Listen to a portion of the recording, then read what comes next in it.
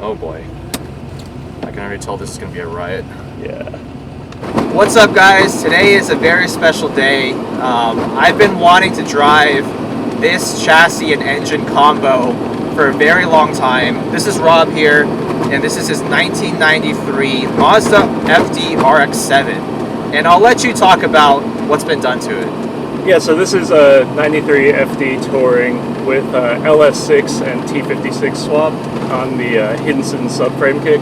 It's from the C5 Z06, so it's got slightly, minor differences from the LS1. Okay, because I know in the C5 Z06, and I think the first gen CTS-V might have had this too. Yeah, It's rated at around, what was it, 385 or somewhere around I think there? it was 405 in the later 405. years. Yeah, the previous owner had done this swap, and so I received a dyno sheet from him that was 390 horsepower, 380 foot-pounds of torque. To the wheels, huh? To wheels, but who knows, beefy. really, you know, Well, we'll see what the butt dyno says here in a second. Yeah. You know, in terms of suspension, just Fortune 500 coilovers. Okay. Yeah. All right.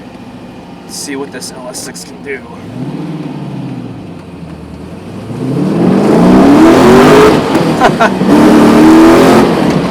All right.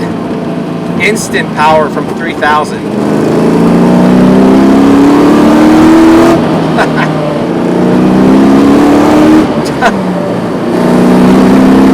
Jesus Christ.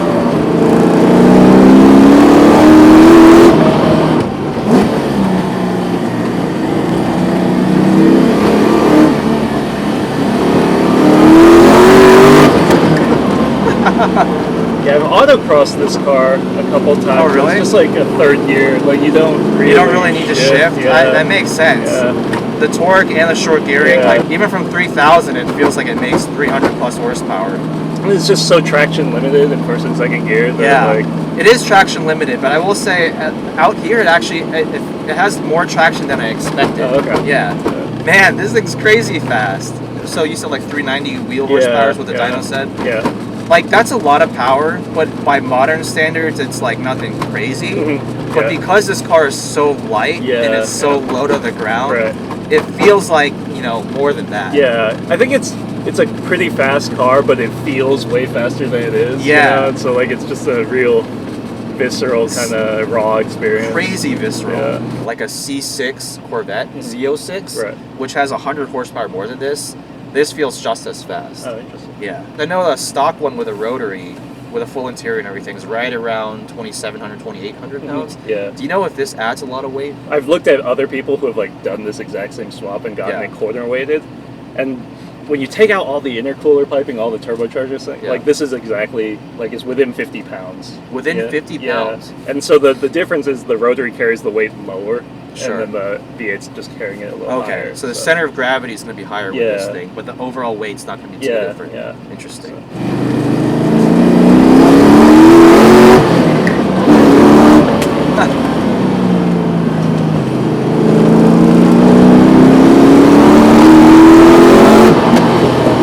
It's got a decent top end. It's not just all low end torque. Right. Yeah, I actually, before I went this route, I wanted to LS swap that RX-8.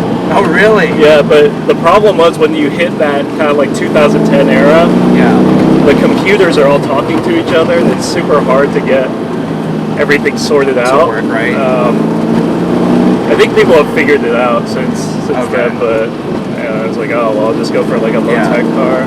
This is more iconic anyways. Yeah. I just like the look a lot more. The RX-8 looks weird. It looks really weird, I think with the R3 body style, it looked better, but still not really great. Yeah. Let's try a second gear pull.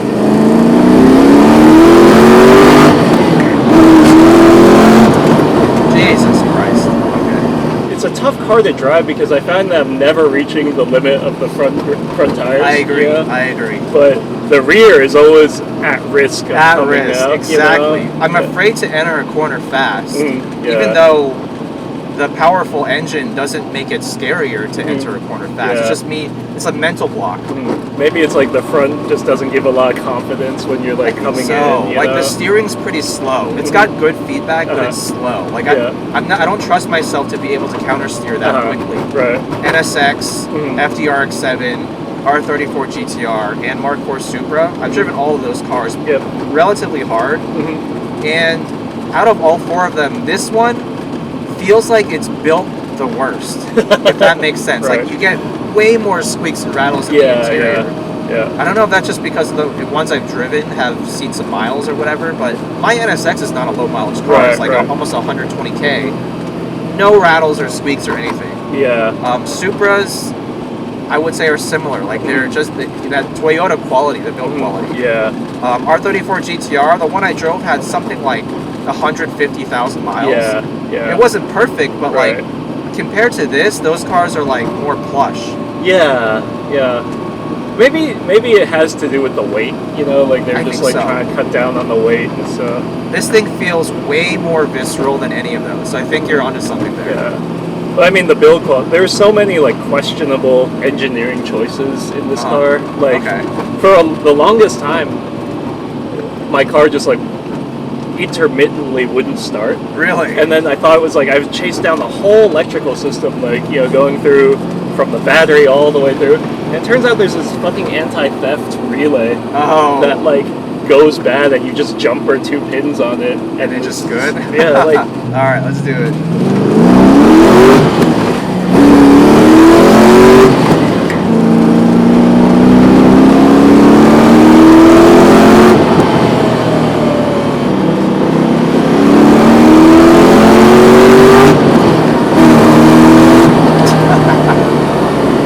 Probably $5,000 more. This could be like a really good track car, you know. Unfortunately, I'm moving back to the city, so just I won't have the space for it. So. Plan to sell this car then, huh? So I guess if you guys are interested, like hit him up. I'll include his Instagram. If you want something that is basically as visceral and raw and fast of an experience as far as 90s cars goes, like this is up there, man. Like this is more, it's definitely way more of an event to drive this compared to a rotary, even a tuned rotary RX-7, because I've driven a few of those now. Like you gotta be patient with those, you gotta wind it out and whatever. This one's just instant power everywhere. It's pretty crazy. Yeah, I was talking to someone who had a big power rotary, and he's like, it's just stressful. He's since gotten LS6-powered. He's like, it's just stressful. It's like stressful. Every time I rang it out, I was like, is this the last time? Like, it's just so stressful. Last time. Yeah, it's just so stressful to drive that kind of car. I realized this whole time we've just really been talking about the engine, but I mean that is the party piece of this car. But at the same time, I like the suspension too. You said it's a Fortunato 500s? Yeah, that's 10K front, 8K rear. Okay, that's a relatively mild spring rate. I was gonna say it doesn't feel like too stiff. Yeah, I wanted to have something streetable, but these are set almost like all the way stiff now, like 18 clicks out of 24 stiff. Okay. Because when I had it just kind of like in the middle, it was, you know, you had that kind of sensation you're like diving into the bumps and stuff. So now I can finally say I've driven an LS swapped FD. It was a bucket list item for a long time. You're a much better driver than I am, man. Oh, really? Yeah, there's many times I'm like, oh shit. Like, well, thank you so much for letting me try this thing. Like I said, bucket list item. This video is probably going to be a little longer than I expected just because I wanted to do 2 passes up the hill. It's just like that fun, you know? Like I don't have to be oversteering in this. Like in an S2000 to really have fun, I got to get a little bit of counter steer going. But in this thing, I'm totally happy just like blasting up the hill, you know? This car may be up for sale soon. If it is, I will post his Instagram if you want to reach out to him. It's located in the Bay Area. If there's any other cars you want me to review, let me know. Shoot me an email or a DM on Instagram, and I'll catch you guys next time.